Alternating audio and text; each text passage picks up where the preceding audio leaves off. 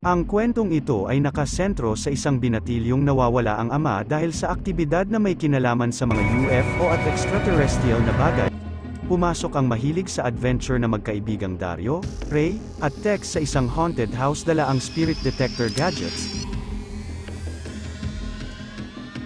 At hindi naman sila natiguan, dahil isang kakaibang nilalang ang humabol sa kanila. Nagkwento si Dario sa bahay sa karanasang multo, pero sinaway siya ng relihiyosang ina at sinabihang tumigil na sa mga kalokohan, dahil sa nagiging weirdo na ito mula nang mawala ang ama.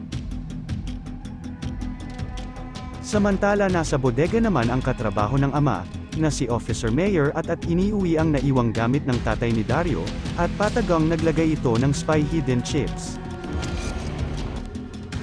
Keep this closed. Sa gabi, nagorasyon si Dario kasama ang dalawang kaibigan at tinawag ang ama, pero epic fail ito. Nadiskubre naman ni Tex ang isang secret document, na may kasamang GPS coordinates, na na-activate naman ni Dario, na nasagap ng radar ni Dr. Lacan.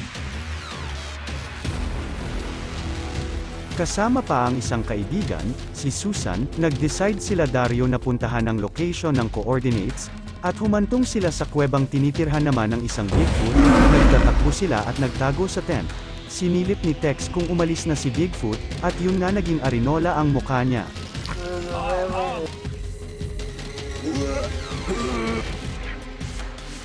Mabuti na lang niligtas sila ni Dr. Lacan, na kaibigan ng tatay ni Dario.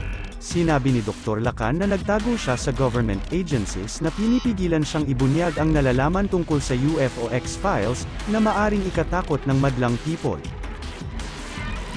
Samantala na-track naman ni Officer Mayer ang location ng grupo, at nasilip ito ni Ray.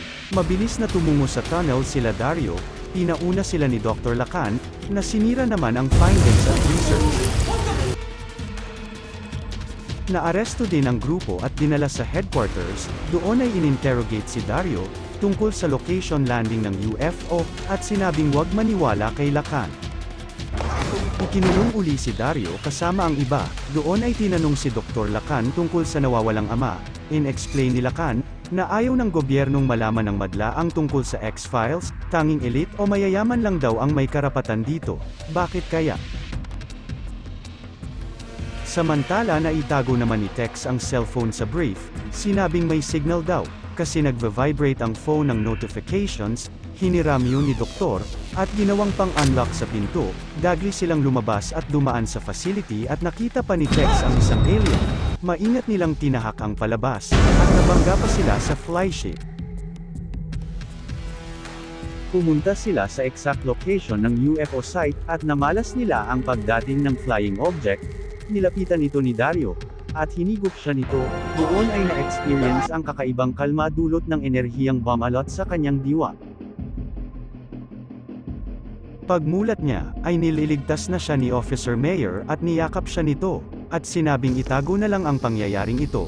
Ngunit nakuha na ni Dario ang pendrive na naglalaman ng X-Files, sa pocket ni Mayer nang hindi niya alam, tulad ng kanyang ama. Gusto rin niyang malaman ng lahat ang existence ng bagay na hindi alam ng lahat, na pilit itinago sa ating kamalayan, na matagal na kasabayan na pala nating nabubuhay.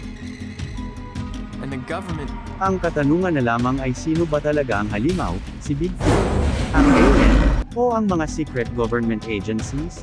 Para sa akin ang mga taong isinaksak sa kanilang kauri ang walang hanggang kawalan ng information ang totoong monster.